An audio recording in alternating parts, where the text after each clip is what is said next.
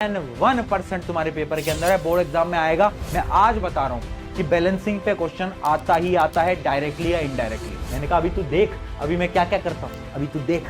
अब देख तू, अब देख तू, अब तू गया बेटा, अब तू गया देख। ठीक है, आ जाओ स्टार्ट करते हैं। देखो भाई, कुछ एग्जांपल के साथ स्टार्ट करते हैं ताकि आपको क्लियर हो पाए। मान लेते हैं कि क्वेश्चन है, इक्वेशन है ये Fe plus H2O Fe3O4 plus H2। क्या ये इक्वेशन बैलेंस्ड है? कैलकुलेट करके देखो। नहीं है, ऑब्वियस सी बात है, यहां पर आयरन 1 है, यहां पर आयरन 3 है।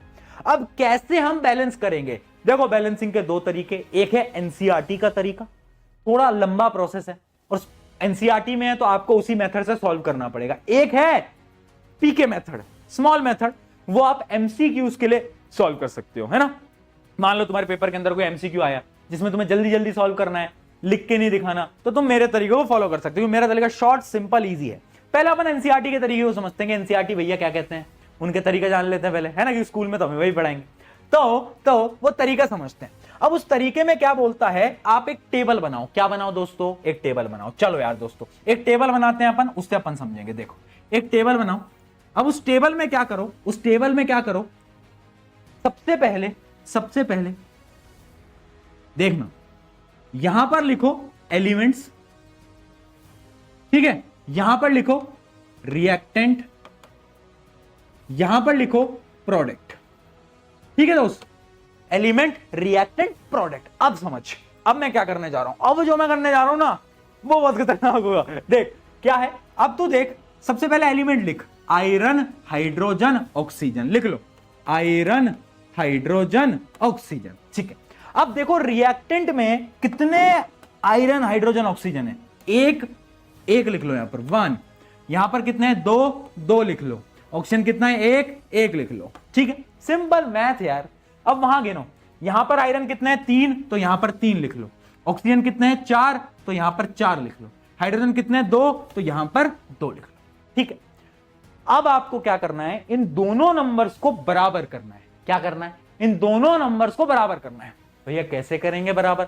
कुछ चीजों को मल्टीप्लाई करके, है ना, इधर उधर मल्टीप्लाई करेंगे और दोनों चीजों को हमें बराबर करना है। हमें कैसे पता चलेगा किसको मल्टीप्लाई करना है, क्या करना है? कुछ समझ नहीं आ रहा। देखो, अब क्या करोगे तुम ये देखोगे किसमें ज्यादा बड़ा गैप है। क्या बोला मैंने? किसमें ज्यादा बड़ा गैप है। क्या बोला मैंने? देखना बेटा, किसमें ज्यादा बड़ा गैप है, तुम ये देखने वाले हो। जैसे कि तुम देखोगे, देखो हाइड्रोजन तो बराबर ही है ना।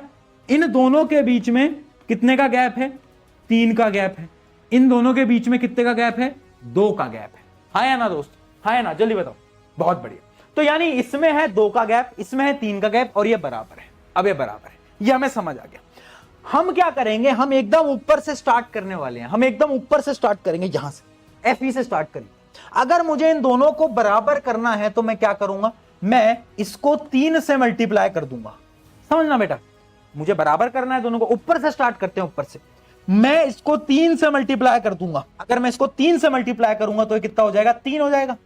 ये भी 3, ये भी 3, हो बराबर हो गया। अब ये 3 से मल्टीप्लाई करने के लिए यानी मुझे यहां पर 3 लिखना पड़ेगा, यहां पर 3 मुझे लिखना पड़ेगा, तभी तो 3 से मल्टीप्लाई हुआ ना आयरन। ठीक है, अरे भैया आयरन बराबर हो गया, वाओ ये तो बहुत इंटरेस्टिंग है भैया, आयरन बराबर हो गया।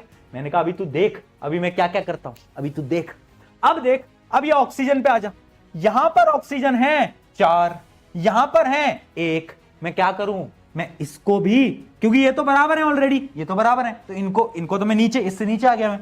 अब इसको भी मैं क्या करूंगा, 4 से मल्टीप्लाई कर लूंगा, तो ये भी 4 आ गया, ये भी 4, ये भी 4, वाओ। अब देखो यहां पर मैं 4 लगाऊंगा तो सही, पर ये 4 लगाते ही एक दिक्कत हो गई।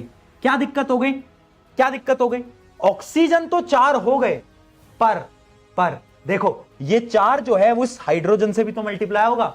यहां पर कितने हाइड्रोजन है? 2, है ना, यानी यहां पर भी तो मल्टीप्लाई हो गया 4, यानी अब जो हाइड्रोजन है वो 8 हो गए। मैंने कहा यार ये क्या नाइंसाफी है। देखो तुम्हारे प्रशांत भैया नाइंसाफी बर्दाश्त नहीं करते। प्रशांत भैया ने देखा, अच्छा यहां पर हाइड्रोजन 8 हो गए हैं। अब अगर मुझे बराबर करने हैं हाइड्रोजन तो मैं क्या करूंगा, यहां पर 4 से मल्टीप्लाई कर दूंगा 8 करने के लिए, है ना। यानी प्रोडक्ट साइड पे 4 से मल्टीप्लाई कर दूंगा। अब क्या रिएक्शन बैलेंस्ड है? 3,3,8,8,4,4। यस, तो फाइनल जो बैलेंस्ड इक्वेशन है वो ये होगी 3Fe plus 4H2O Fe3O4 plus 4H2। क्या ये चीज समझ आई? क्या ये कॉन्सेप्ट समझ आया? जल्दी से चैट में अगर समझ आया तो पीके लिखो, नहीं समझ आया तो नो लिखो, नो, NO लिखो, नो।